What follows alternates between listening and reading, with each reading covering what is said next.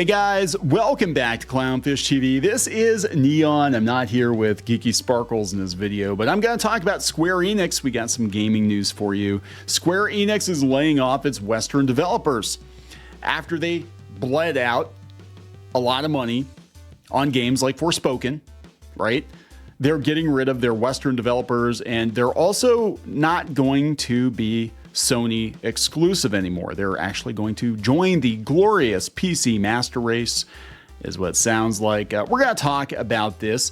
Before we get into it any further, please subscribe for more pop culture news, views, and rants, guys. And if you want more gaming news, I don't know if you guys know, but we have a whole nother channel, Clownfish Gaming, and we do gameplay videos over there with the kids. We do, and Geeky and I play stuff, but I'm also doing news videos over there, and I just started doing live streams. I'm not terribly good at it, but if you guys actually want to check out the Control Stream Delete live streams, I've been doing them on X, on Kneon, and also over on the gaming channel. And yesterday we had a whole bunch of news, including Square. And look, you can actually see my face on here. Square-Enix, and we also did some gameplay. I think I played through Vampire Survivors, the Contra DLC yesterday, so that was kind of fun. Played Double Dragon in this one. So yeah, check it out, guys. I'm going to be doing more of that because it seems like the more exciting news now is in the gaming space, right? Hollywood's kind of blown itself up, and now we're watching AAA games blow itself up. And that's what's going on here. There's a lot of course correction, right? There's a lot of course correction. We're seeing all these AAA studios laying off, shutting down. They put out these really expensive turds that nobody watched, and Square lost a lot of money. Now, IGN was trying to blame it on Final Fantasy 16, and that's not exactly West Virginia. I don't live in West Virginia. That's not exactly true. They actually started losing money before that. They were losing money on Tomb Raider. They lost a ton of money on Marvel, and they're losing money on Forspoken. That was a massive failure for them. So now they're like, you know what? We don't need Western developers anymore. But we'll talk about that because I think part of the reason that they're no longer going to be exclusive to Sony platforms is it doesn't make a lot of sense, and they shot themselves in the foot. They're like, let's make AAA titles, very expensive, lucrative titles, and make them Sony exclusives on the PS5, which not a lot of people had at first. It was very hard to get a PS5. And after a while, I think people just kind of gave up on the PS5, and now anybody can get a PS5, but do you want a PS5? Especially after the Helldivers situation, especially after Stellar Blade censorship. Do you actually want a PS5? Is there any point? Or for the same amount of money, can you go buy like a mini gaming PC or something? And I think that's where things are going. Let's talk about the layoffs, and then we're going to kind of walk it back to what led us to this point. So this is Square-Enix confirming that the US and Europe layoffs are coming as part of restructuring. Publishing, IT, and Square-Enix's collective indie games label are affected. Square-Enix is set to make an unconfirmed number of layoffs as part of an ongoing company restructure, it told staff in an internal meeting on Monday, according to videogameschronicle.com. According to people who were in attendance, Square-Enix President Takashi Kiryu said that both the company's American and European arms will be hit with layoffs, which will happen over the course of the next month. So I've actually been by their California HQ a couple times. It's over by LAX. And, you know, this is part of the reason I think that Square's gotten so damn weird in the last couple of years is they have undue influence from the West, and maybe this is their way of getting rid of it. The scale of the layoffs wasn't shared, but staff were told people working in publishing, IT, and Square-Enix's collective indie games division will be predominantly affected. Those impacted will be informed this week, staff were told, and the UK employees will also enter into a 1-month consultancy period as per local employment law, where US-based staff could leave their roles before June. Yeah, so apparently it's harder to get fired in the UK than it is in the US. And California actually makes it pretty hard to get fired. Other states like Pennsylvania, where we are, like you look at somebody the wrong way and you can get fired without unemployment or anything. Like sometimes you have to fight to get unemployment. But anyway, following the internal meetings on Monday, many of Square-Enix's main Slack channels were locked. The layoffs coincided with the publication of the company's quarterly financial results today, in which SquareEnix said it plans to rebuild overseas business divisions from the ground up. Wow. And has begun optimizing costs as European and American offices via structural reforms. Get rid of the activists, Square. Get rid of the activists. Stop listening to them. California does not speak for the rest of the country, let alone the rest of the world. You need to stop listening to these people who keep pushing you in the wrong direction. And then people don't buy your games. You spend hundreds of millions of dollars listening to companies like Sweet Baby Inc. or whatever, thinking that's what Westerners want. And that is not what they want. So their new president, Kiryu, who was appointed as the Final Fantasy firm's new boss in June of 2023, has been enacting a large-scale reorganization of Square Enix's development efforts in an effort to reverse recent disappointing sales of its biggest games. In Japan, Square Enix recently promoted a new group of creators to its executive officers and placed checks on producers' influence over individual projects, according to Bloomberg. Earlier today, Square published a new medium-term business plan, which revealed its intention to make its AAA games multi-platform going forward. The plan, which the publisher has dubbed Square Enix Reboots and Awakens, lays out a 3-year strategy, which it hopes will lead to long-term growth. So here's what's going on. Square's bleeding out money, and I think it was stupid for them to go exclusive. Now, Sony probably was giving them money to go exclusive, but Final Fantasy 16, everybody wanted to attack the game and be like, well, the game was a huge failure. It didn't sell a lot of copies. Well, it's really hard to sell a lot of copies when a lot of people couldn't get a PS5 for a long time. Right? And it doesn't help that Final Fantasy games, the main series, they only release a game every few years. In fact, Final Fantasy 15 was not designed as Final Fantasy 15. I think this has kind of been lost on some people. Final Fantasy 15 was actually part of the Final Fantasy 13 project. It was Final Fantasy 13 Versus Final Fantasy 13, but it was part of, it was supposed to be a spin-off of Final Fantasy 13. I don't know if it was a prequel or it just had, some DNA in there or whatever. And it took so damn long in development that they just decided they were going to call it Final Fantasy 15, and that was it. And then 16, it's been in development for a while too. Not as long, I don't think. But yeah, like nobody has a PS5. Now everybody can get a PS5. But like I said, do you really want one? Is it worth getting? I don't think it's worth getting because the exclusives aren't worth it. The PS5 unit itself is already, the hardware is already outdated.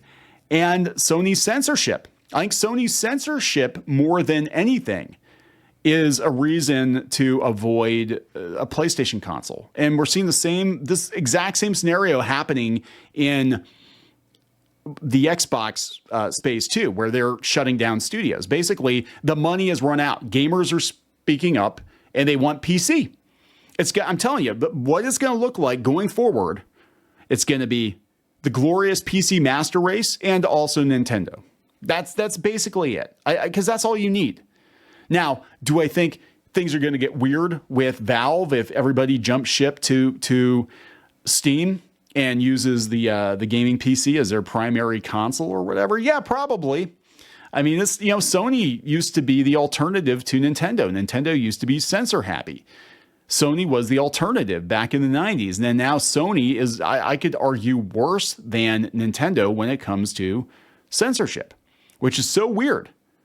To see that happen, that they flip-flop like that. But I think Nintendo knows that's where the money is. And Sony, the people working at Sony, at least in America, want to tell gamers what they should like. They want to be the gatekeepers. And we see this attitude in comics, too. We did a video yesterday talking about how there was a CBR writer, and she was calling for publishers to gatekeep the comic book industry harder to keep out the men and make sure that there's gender parity and, we have enough representation. And it's up to the publishers to gatekeep, because eventually people will just buy whatever you put out, right? It doesn't matter if it's any good. It doesn't matter if it's censored. They will buy what is put out there for them. No, actually what they will do is they will revolt. And they will ask for refunds, and they will go back and play old games instead of giving these companies their money. But yeah, I think Forspoken was a huge blow to them. Final Fantasy VII Rebirth, a lot of people, I haven't played it yet, but a lot of people said it was really, really good. Doesn't matter. People weren't, I mean, it was like 4 years between titles. They gotta make more titles too. They can't just like be going back to the same well. Let's just rehash the first 6 Final Fantasy games and make some shitty mobile apps and call it a day, right? But yeah, I think it being on Sony definitely hurt them. So we'll talk about that, and then we're going to get back into where they're at right now. They said Square-Enix is going aggressively multi-platform after a string of PS5 exclusives. It sounds like Final Fantasy 16 and 7 Rebirth really didn't work out. No, again, not enough people had the PS5, not enough people cared. Square has revealed a new business plan, according to Polygon, titled Square-Enix Reboots and Awakens, that will see the publisher aggressively pursue a multi-platform strategy for its biggest games across Nintendo, Xbox, PlayStation, and Windows, mostly Windows. And I talked about this on the Clownfish Gaming channel in yesterday's live stream, which I do over there occasionally, maybe a couple times a week. Yesterday's live stream, you can check that out. But they basically said they're going to go all in on PC. They said, while Square Enix has long been active across a wide range of platforms, it has a tradition of signing exclusivity deals for its biggest releases, typically with Sony. And this goes back to PlayStation, but they did this with Nintendo too. Final Fantasy was exclusive to Nintendo, yada, yada, yada. They wound up on the PlayStation. And I think that was because of the storage limitations of the N64 that they jumped ship. And then they had a huge success on the PS1. Huge, massive success on the PS1. In fact, I think the PlayStation 1 was responsible for JRPGs really coming into their own in the US. And it was amazing. It was an amazing time to be a JRPG fan. There's so many good JRPGs. I mean, it's just like the floodgates just burst open after Final Fantasy VII came out. And personally, I think Final Fantasy VII, can I say this? Am I allowed to say this? I think it's overrated. I think it's an overrated game. Not that it's a bad game, but it's an overrated game. I actually is my least favorite of the 3 PS1 Final Fantasy games, but I digress. That being said, it did pave the way for amazing JRPGs and so many titles that normally would not have made it stateside, because remember, up to that point, we only got like half of the Final Fantasy games, and most JRPGs stayed in Japan. Every once in a while, you'd be thrown a bone, like Working Designs would bring Lunar over or something. But for the most part, it was like most of those really cool JRPGs, they stayed in Japan. They didn't bring them out over here very often. We had Phantasy Star, we had Dragon Quest / Warrior, but they were not as big as they were in Japan. And after Final Fantasy VII, that's all people wanted. JRPGs, driving games, and sports games. That's what the PS1 was. Basically, and that was kind of the death of like the platformer too. Like other than Crash Bandicoot and Spyro, like people kind of gave up on platformers. But anyway, it was a great era, and I miss it. And I miss when Square put out like multiple amazing titles every year. Yeah, so they said the wording of Square Enix's new plan, released as part of the company's latest financial report, suggests that this strategy will soon be a thing of the past, that they were going to release the exclusives. Forspoken was actually released across PlayStation and PC. Square Enix says goal was to build an environment where more customers can enjoy our titles, especially regarding major franchises and AAA titles, including catalog titles. Basically, we spend more money on these games. We need the largest possible install base to buy them, to potentially buy them. And again, PS5, not everybody who has a PS5 is going to buy Final Fantasy like they're going to buy Spider-Man or whatever, because tastes have changed. You know, JRPGs are not as big as they were, I don't think, 20 years ago, unless it's Kingdom Hearts. The mention of catalog titles suggests that previously exclusive games like Final Fantasy VII and 16 may come to other platforms. The move comes after reports suggested that both Final Fantasy 16 and Rebirth underperformed financially. Indeed, in its own report, Square Enix acknowledges low profitability in what it calls the HD game segment, meaning medium to big budget games for console systems and PC, which is an alarming thing to say about the financial year in which these two perceived juggernauts in the company's most famous franchises were released. It's really bad for AAA gaming right now. And what the few bright spots that they have, they are freaking burning themselves down real time. I mean, just in the last month, pardon my French, the fuck ups that Microsoft and Sony, especially Sony, have participated in and caused in regards to games like Helldiver and Stellar Blade, Helldivers 2 and Stellar Blade. Catastrophic backlash. Who the fuck would buy a console when you can see how easily they can snap things, censor things? I think they're just, all these publishers, these studios, if they want to survive, they're going back to basics, and going back to basics means we sell our games to the highest number of people possible. We purge people that have been causing problems in the industry, but we're going to say it's because of macroeconomic circumstances. But let's not be naive. The same thing happened in Hollywood. Oh, we're going to cancel all these projects. They just happen to be all the projects that all the activists are working on, all the people that are out there running at the mouth. And once, sites like Kotaku are gone, then things might actually kind of go back to normal, kind of the way they were 15, 20 years ago, where companies made games and they wanted people to buy games, as many people as possible to buy games. They weren't out there calling gamers bigots and stuff for, you like Harry Potter, you're a transphobe. It's like, well, 23 million people are transphobes. And I guess because Hogwarts Legacy sold really well, you make your games for the largest possible audience. The Xbox has begun a controversial shift toward publishing its games on rival console platforms because every Windows PC is basically an Xbox at this point. There is no reason to even have a separate console. While Sony is in the process of discovering the huge audience and potential pitfalls they can find as a multi-platform publisher with Helldivers 2. You fucked it up. Nobody's going to trust you anymore, Sony. They're not going to. And before that was censorship. Square-Enix's language about finding a wider audience for its games echoes that used by Microsoft to defend its decision. Other points in Square-Enix's plan, which covers the period from now through March 2027, include a shift from quantity to quality from a publisher that has been known to flood the market with smaller releases. I just got done saying that they're not doing that, but I think the stuff they're doing is just like what? Bullshit. There are too many RPGs and there aren't enough RPGs. There aren't enough. Wait, are they actually, this is Polygon. Are you actually complaining about the number of RPGs released?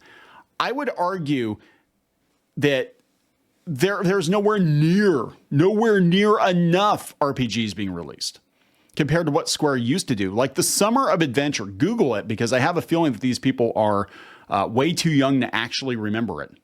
The Summer of Adventure, I think, was 2000, and every month that summer they had a new, which would have been back in the day, AAA title from Square. It was amazing. We had a new Mana game. We had Vagrant Story, which is absolutely amazing. I guess it would be a Final Fantasy spinoff, kind of, because it takes place in Ivalice. We had, that year we had Final Fantasy 9, I think, came out that fall. Chrono Cross came out. Threads of Fate, which was Dew Prism, which is another game that got buried and lost to time. And I freaking love that game.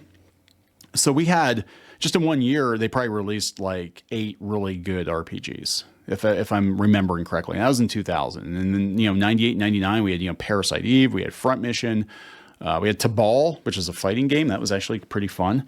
No, there aren't enough RPGs. There aren't enough. They said, in addition, Square Enix said that it aims to concentrate on in-house development and restructure its internal studios or business units to be more integrated, suggesting that the company's long era of fiefdoms led by powerful individual producers with big personalities may be coming to an end. Reports have suggested that the current setup can be disorganized and frustrating for employees. It's kind of, I guess, Capcom. My understanding is Capcom kind of works that way too. Like you have people that are in charge of different franchises, and it's kind of like multiple companies within one big umbrella company. Overall, the business plan paints a picture of a company in crisis mode, seeking to reboot itself, and of a game industry where AAA budgets and platform exclusivity don't mix anymore. Wow. This is an update on May 14th. Bloomberg journalist Takashi Mochizuki, I hope I'm pronouncing that correctly, offered some context. Shares in Square Enix fell steeply Tuesday over fears that the company doesn't have enough big games coming out in the next couple of years, and that will be a long while before the effects of reorganization are seen. Well, that's just like Disney. Like they can course correct tomorrow or start, but you're talking about turning the Titanic away from an iceberg. And the problem with these AAA studios is they're not nimble. Back in the day, they could put an RPG together in less than a year with a skeleton crew, but that's not good enough now. Now we have to have these $300 million AAA games, which take 5 to 10 years to make. Again, Final Fantasy 15 was actually a Final Fantasy 13 spinoff, but it took too damn long. So they just called it Final Fantasy 15. It's like it takes too damn long. Create the game engine, put out have a plan, because I remember like with the Final Fantasy games especially, they were announcing multiple Final Fantasy titles at once. They announced Final Fantasy, I think it was like 9, 10, and 11, which was the first online one. They announced them all at once, I think in 2000. Like, oh yeah, Final Fantasy 9 is coming out like this fall. And then, next year or the year after, you're getting Final Fantasy 10 for the PS2. And it was a huge leap from the PS1 games, just as much as the PS1 games were a leap from the Super NES games.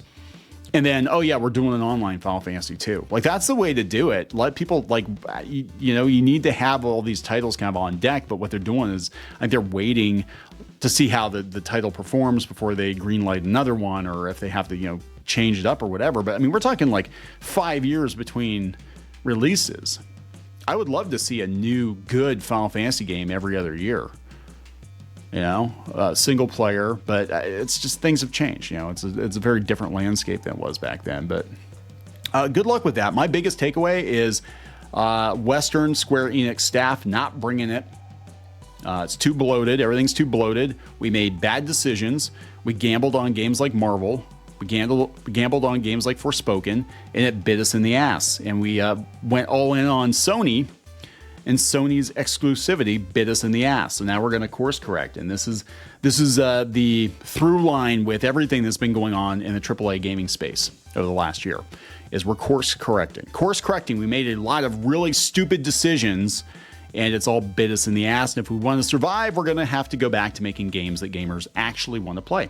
Going to wrap it up. Please subscribe. We'll talk later.